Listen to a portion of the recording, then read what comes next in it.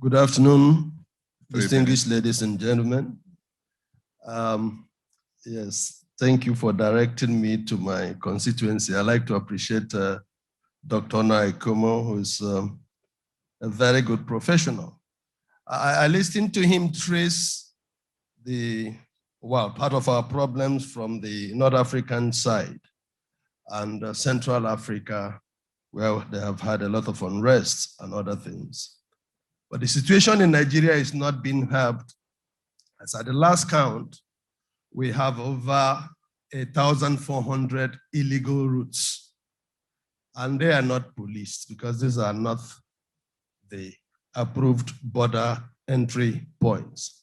It is important as we go forward that the nation should start using some technological monitoring and surveillance equipment to cover these areas that are indeed quite far and apart.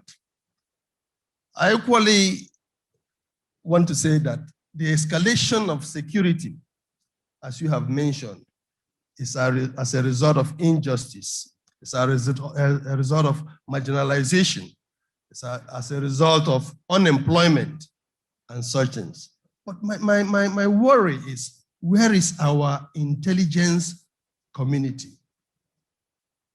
You hear that they have abducted school children from this school, and the next day it happens in another school.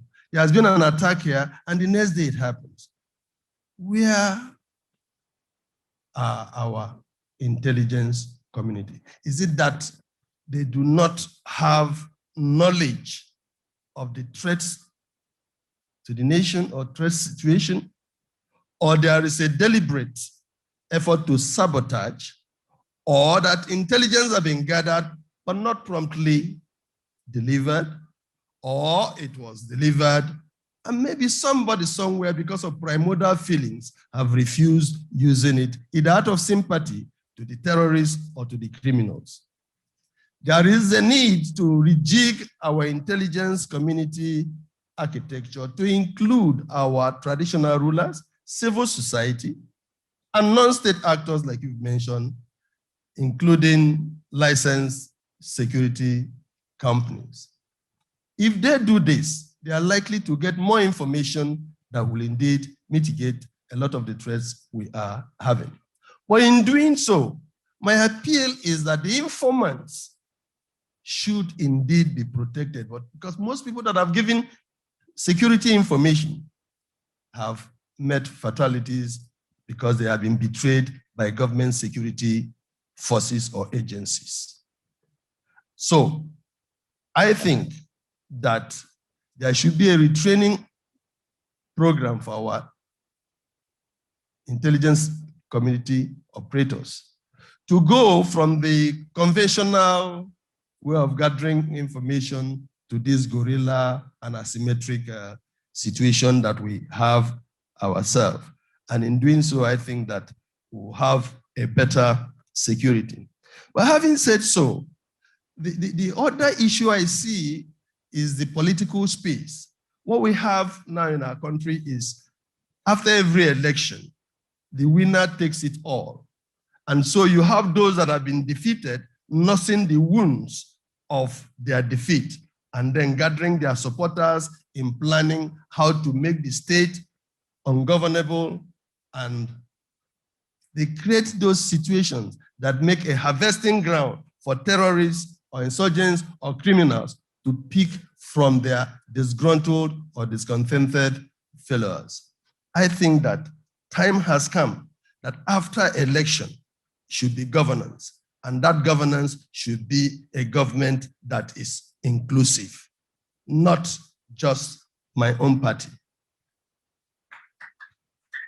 Going forward, have we ever imagined why INEC buildings are being burnt all over the place?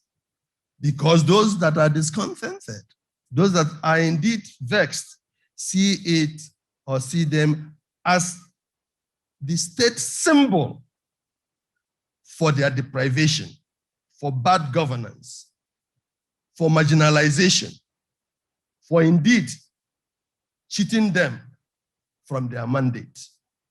it is important that as we go towards 2023 and go forward, that we should have an electoral instrument that should have integrity. When it comes, supported by the kind of thing Barrister Etomi has said, good laws or good institutions that you can count on. And people will know that, yes, my vote counts. And because my vote counts, this election has been won fair and square. In doing so, I think that we would have a lot of mileage. I see my president trying to give signs. We don't seem to have plenty of time to talk about other things. But I think that dialogue in everything is important. It's important that we jaw rather than war, and the whole country will be better for it. But going back to our Reverend and Professor, I'd like to thank you. And I thank the fact that you are a theologian and you have told us to arise. Christians should arise. Let us begin to arise in writing canon laws that will be the equivalent of their own Sharia laws.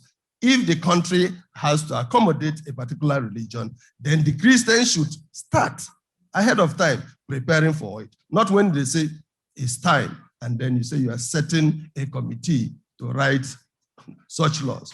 The time is now.